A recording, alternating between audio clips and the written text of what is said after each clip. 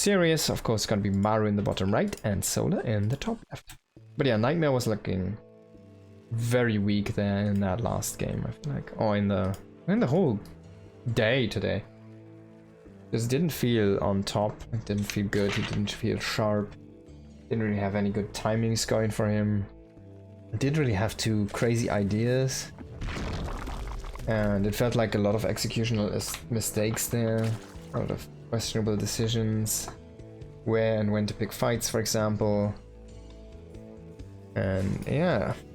Like, if you invest into 10 cannons, why would you fight in a place where they're not, right?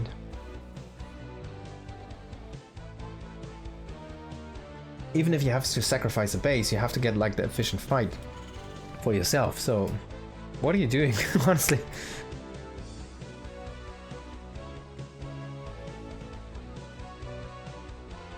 Drone coming down here for the hatchery first, which apparently is very weak against proxies right now. But Maru, of course, not proxying anything.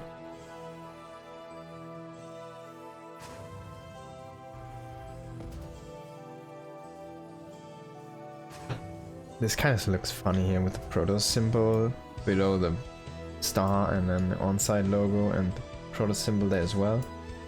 And oh, those are even different Protoss symbols. Like, I didn't even know them. This is one, this is another one, and I have no clue what's down there. Maybe we can see it on the Zerg side. Ah! Okay, that didn't work out. Of course, you're on Necropolis. The City of the Dead. Necro stands for dead, if I'm correct, and Polis is the city. So if you have an Acropolis, for example, which means the high city, the acro is high or up, and of course the Polis still is the city. The old ancient Greek, now you know some more. That was our vocabulary, which we needed to kind of learn in this session here, and Maru is gonna show us now what to do with it. You're gonna use a specific unit, the Reaper, to go across the map. You're gonna scout the Acropolis from your opponent, and there he goes up into the Acropolis.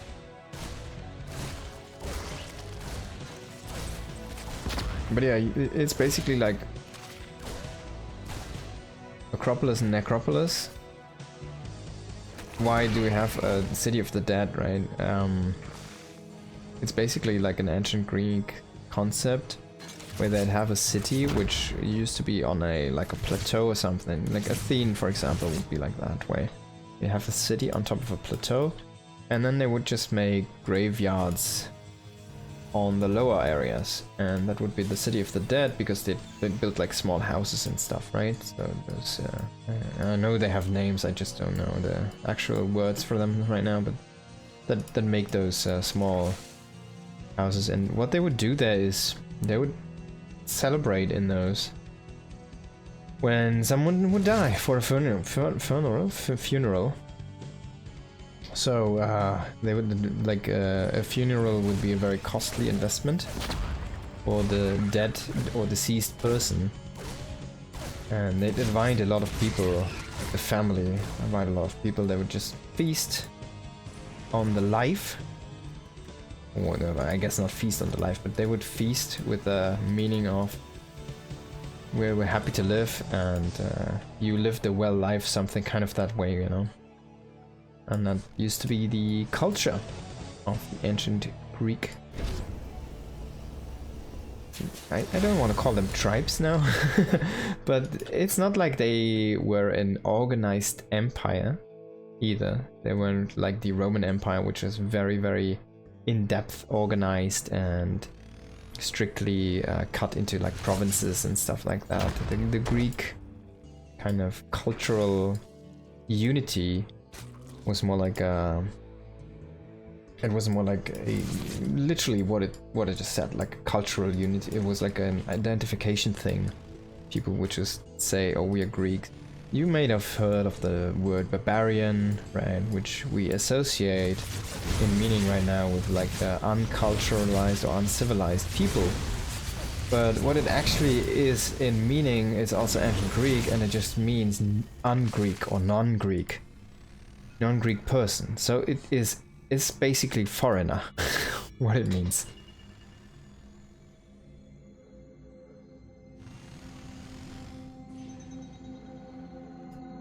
But since there's no country of the Greek, not like they have Greece, but they don't have like an empire or something.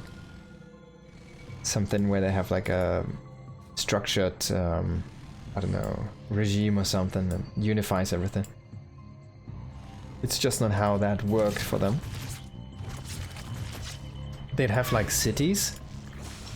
For example, Athene, right? You have the city, and then they would have sons of the city which would set out to settle in a different area, and they would be of the same city, so they'd have city rights in both areas, and that's kind of how they would like grow their influence, and how areas or provinces or whatever you want to call them would gain strength and stuff. Okay, so let's talk a little bit about the map. I guess we did finish up the history lesson here. So Solar is building an empire right now of Zerg, and he is making bailing speed +1 melee. He's not going into carapace and stat stat, as I say, he's not going into it, so he hit me there. He's gonna fix that up. I like that choice. The double upgrade is gonna be very powerful here. A lot of cancels on these bases here by Maru. So Maru's actually building up a quite nice timing advantage for him right now in this mid game, where he just does stifle the growth quite a bit here from Solar. Even Solar has so many workers, he doesn't really have the places to send them. You see this reflected in his long distance mining here right now as well. So Maru is keeping the optimization from Solar away actively, which is a cool concept. I always like that, when you can kind of keep your opponent away from optimizing their stuff. And that's a very big wrench into the gear there. On the other side, we do see Maru kind of playing a sharp, tight build here himself. He has the 3 base setup, he's getting into that armory at a very nice timing as well. Combat shields are gonna finish rather soon, probably with the medevac number 3 and 4. He's gonna move across right now, it seems like, with the first couple medevacs. He still has 5 Hellions, which could always be transformed into Halberds later. And they could assist in a push, for example, but it seems like he's gonna split those for now. He could also just hold a position against drones that might want to try to get a new hatchery up.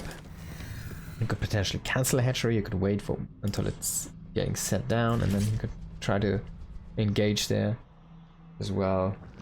So there's a lot of usage potentially for those Hellions or Hellbats. And we do see a 4th command center here on the way, a 2nd factory on the way. Maru is setting up for the late game right now. He's instantly getting into this 2-2 here. He's gonna stay tiny bit ahead of Solar. Solar is very fast on those 1-1 upgrades though, and he will go into 2-2, I think. He might go into +1 missile and +2 carapace. And the harassment right now from Maru is actually preventing Solar from starting it, but there we go. So he's going into 2-2 actually for the melee units. Banshees and Hellions sitting on the right flank. I think you might want to have 1 unit there. In the scouting position, you can actually see the timing of when the base is going to be taken. Oh, the queens! Oh, and the medevac. That's another shot here, unfortunately. No kills there. So not really that impactful there on those Widow Mines. We do see the drilling claws halfway done, so he's going to go into a Widow Mine style with armor on the way. But this is again a Hydra style, so I'm not sure if I like this. Against Mutas, of course, yes, that's where you want to be. Queen's chasing off the Hellions. The Hellions said, alright man, let's go on high ground and transform. And be very strong. Ooh, medevac going down. Medevac is what you want to keep alive here as not young Maru. Your long-term investment unit. You're gonna see the hive here on the way for Solar. And Solar's growth is not that great. We look at the worker counts, 86 to 78, so Maru he's in a formidable spot here. Setting up his planter right now, is going to transfer a bunch of workers as well, so he's going to be very happily mining of 4 bases. And if you wait like 2 to 3 minutes, he's gonna set up, I don't know, 3 more command centers. And he's gonna be very strong in that late stage of the mid game, the early stage of the late game. But we do see already the big transition coming in here for Solar. He did never stop. He went into the full transition for the hive. You see that with the two timings there.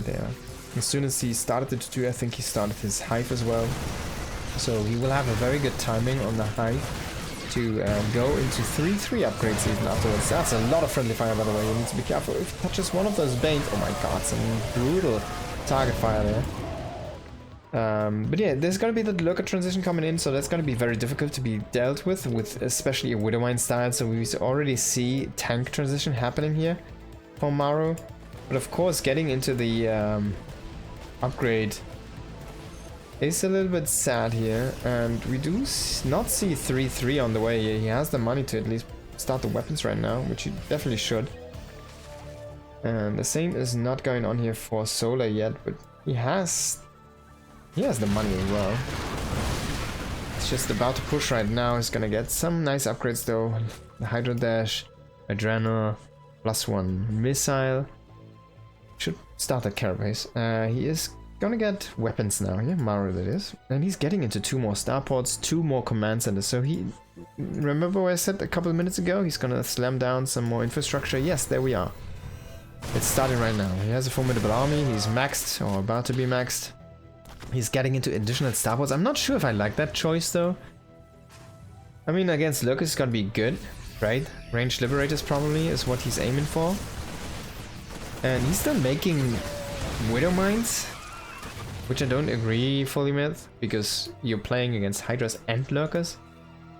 Does he know about the Lurkers? I guess he doesn't. Banshee's coming in again here. A lot of value extracted from those units. They got like 3 cancels or something, and a bunch of drones. Now there is the fusion core. And a Nidus Worm. And both players are starting to bank a little bit of money here, as they are maxed out right now, just getting the upgrades going here. It feels like Maru is missing that crucial piece of ghost tech. And on the other side, I feel like Solar, he really needs only to make a couple of Vipers. Oh god, he already beat me to it. I feel like, yeah, that's exactly what you need to do. Just grab a couple Vipers and just throw them into the fight, and you're gonna have a good time with your spellcasting. Maru does have a few tanks, but it does feel those are very sparse, and yeah, he only has 3 tanks. If he had like 6 tanks, every position doubled up right now on tanks, I feel like he's dealing way more damage, way more efficient. He's not that efficient right now. He needs to be quite careful here. And the Nidus is being set up here, but that should probably not do anything. Let's see the creep as well. And you have the Banshee going down here to a random Hydra. Oh, Hydra's dashing in right now here. Gonna try to shoot down the Liberators. And that's a rather easy defense here for Maru. There are more and more Vipers here coming into the fights. Should see some Lurkers very soon. And he's like, Maru is over making Liberators right now. I think he's anticipating a fast Ultralisk play, but it's not happening. That's a nice snipe. That could open a window, but there's another Viper, and sometimes one Blinding Cloud is all you need. Maybe he doesn't even need any. He's gonna throw down Parasitic Bomb. There's no AoE, no Widow Mines behind this here in the army, so there's no way, or like no anchor point to kite back to here for Maru. It's just running basically.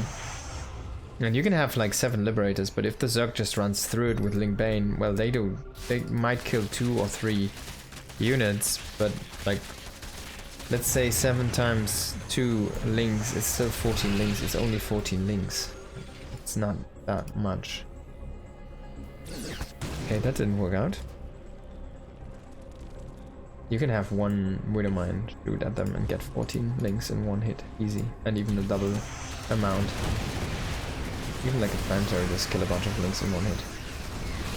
This planetary might fall here. Solo's really happily engaging on that one. It's gonna take so much. health there from Maru with him. Maru is making right now 4 command centers. He needs to be careful though to not overproduce them, because that's a pitfall you can a pit you can fall into, I should say, as a Terran player. We have seen that before. It's a timing that you kind of create for your opponent to be aggressive in, and where you just simply lack the capability of fast remaxing because you're not banked up. You don't have that much money to spend anymore because it's put into the commanders which haven't paid yet for themselves.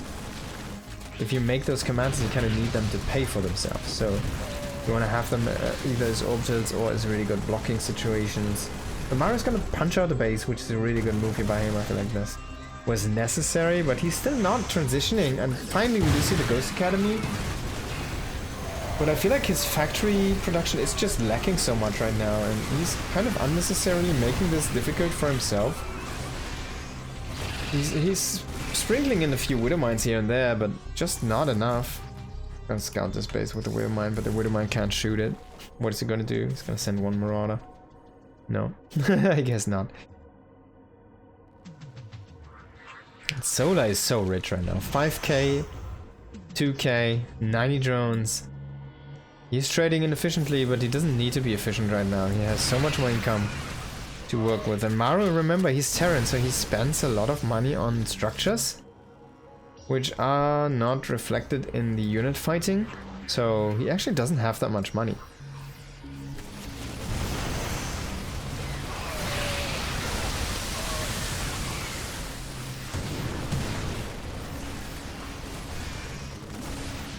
Now we do see the first few ghosts starting to come out, but ghosts have been nerfed quite a bit in terms of supply, in terms of speed.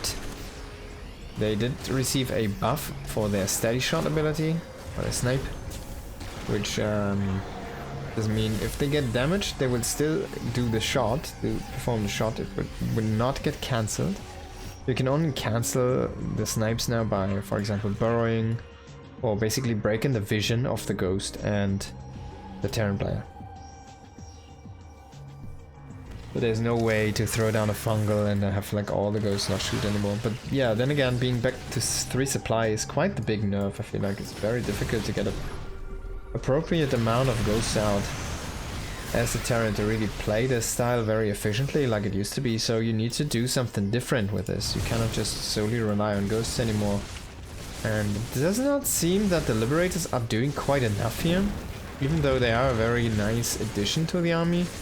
Maybe he overinvested a little bit into them. I mean, we look at this and he's just now getting +1 for the Liberators in damage. Even though he has the +3 plating, yeah, that's kind of cool. So they are quite beefy. And they already do a lot of damage, but they don't care, like, the armor doesn't care about the spell damage. Or I should say the spell damage doesn't care about the armor. And now the Raptors do come in. And yeah, of course, as strong as the weapons are, they could be better even in one-shotting these Hydras, I think. And even two-shotting Lurkers, I think there's situations where you can come to that moment. I mean, I don't hate them being on +3 here, but I feel like you want to set some missile turrets with that, so you can defend against these Corruptors roaming around, trying to pick them off.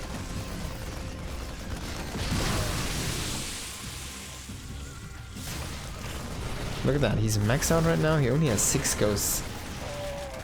It's not really, it could be, what, 6, that's 3, it could be 9 to 10 ghosts. He only has 6 right now. It could be about 10 on the same supply.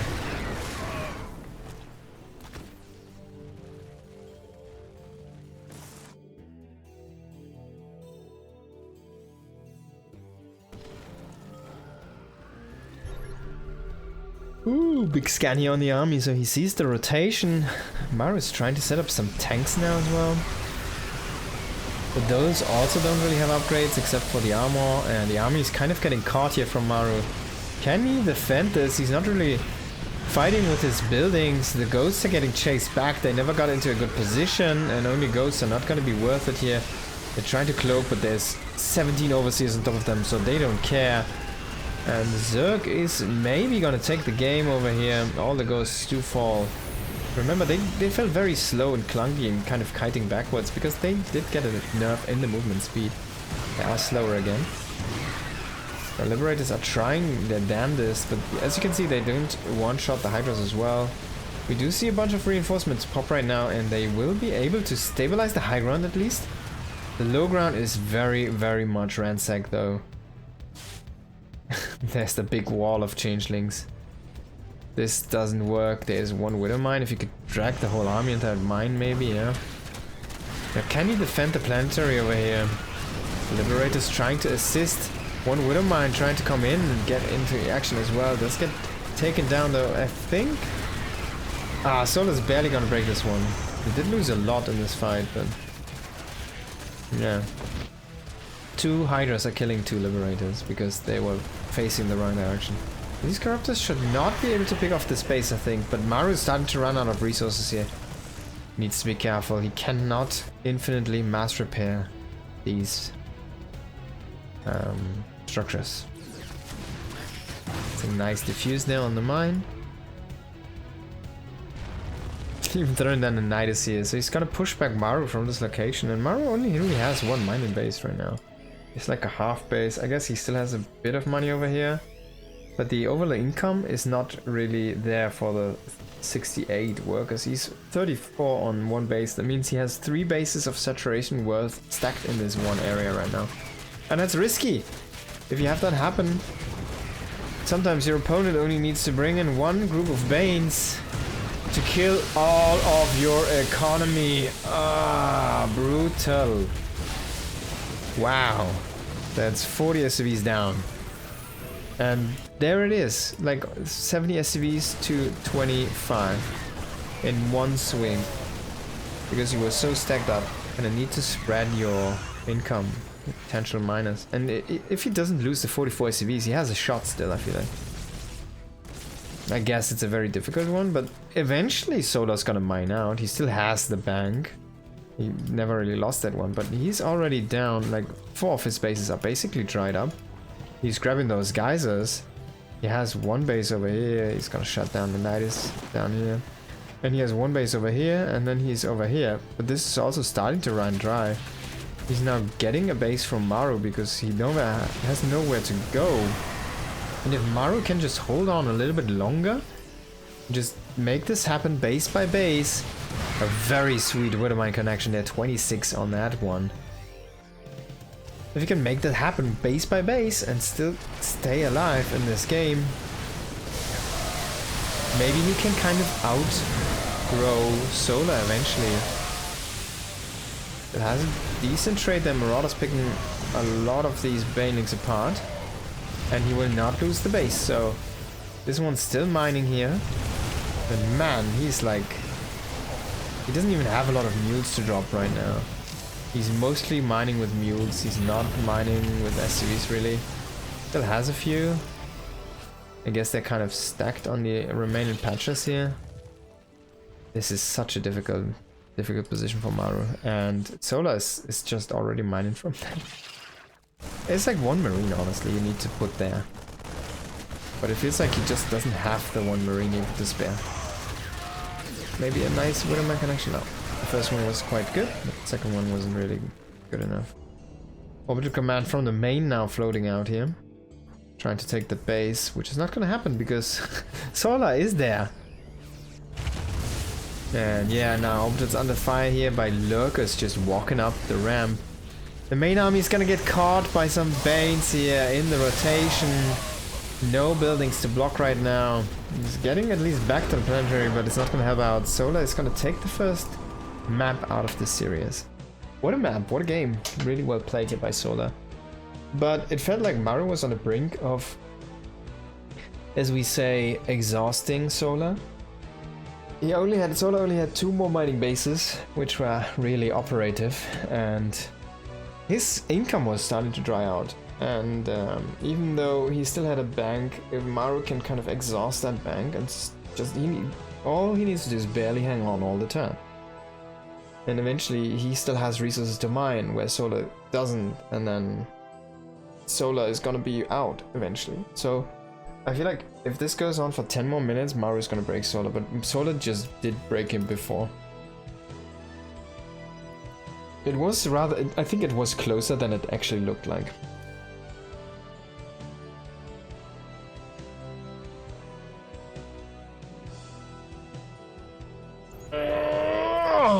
Okay, map number 2.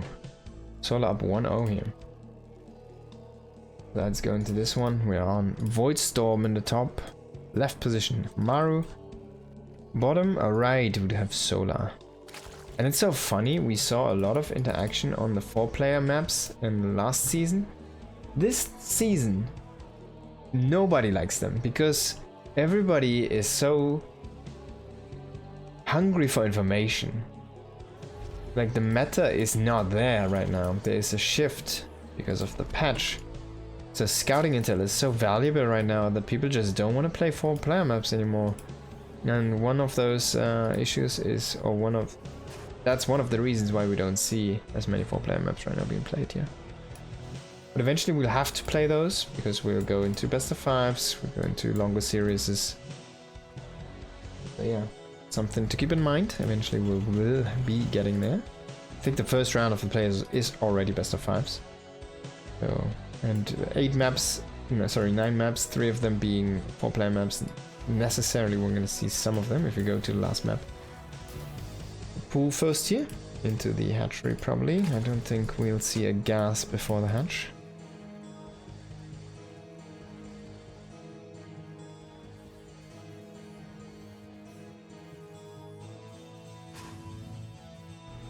And the Rex expand from our Terran player.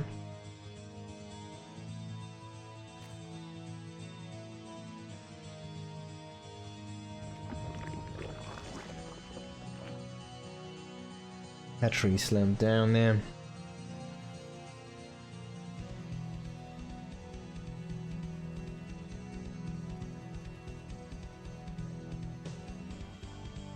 So what can Maru do? His exhaust play did barely not work, I want to say, in the last game, but I also think he probably did not.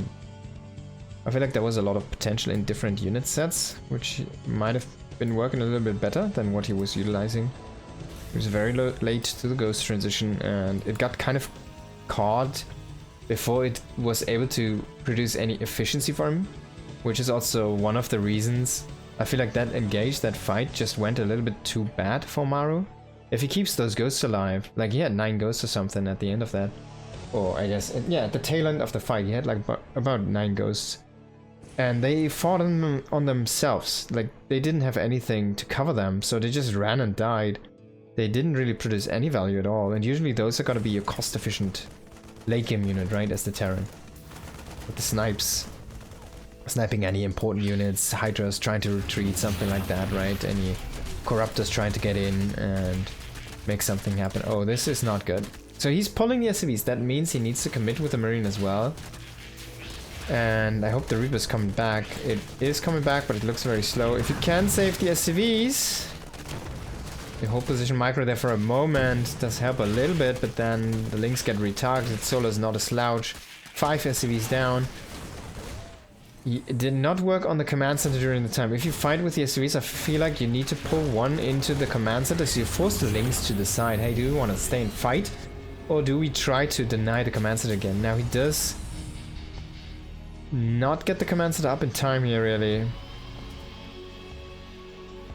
And he actually... what, cancels this? Okay, and then he makes a starport immediately. And Hellions. I'm not sure if I like the cancel there. I feel like you just make the command center and maybe double down on the greed. I don't think Maru is that terrible of a spot. I guess he is down a lot of workers, but having a second CC, an orbital... I mean, you can still go into the exhaust play and try to be super defensive and just, you know, play that way. If you ever get control over the center, you can heal up your units for free. Which of course, as Terran, for mechanical units specifically, can be very powerful. Like a push with tanks through the center or something, later stage of the game, can be very good. But just having a position over there. Of course you want to be there before any blinding clouds are gonna happen. But You can get that done. Now he did cancel the second base and he's going into an armory. He's gonna go into a halberd push. They don't work. Just let me help you out with that. They don't work. And Solar kind of sees this. He sees everything. He finds the cancelled base now. I think he might have even seen the medevac. He's throwing down spines right now. It's his insurance. He says, okay, 2 is enough. We're gonna make a spire afterwards. He doesn't even need the spire. He could just make 4 spines. Maru never produced any SCVs beyond that point. He has some 19 SCVs right now. Which is not even 1 base saturation, I think. Yeah, some of them are even here with the army. So he's gonna bring some for repairs, which you kind of want to focus, I guess, on the medevac, if it comes down to it.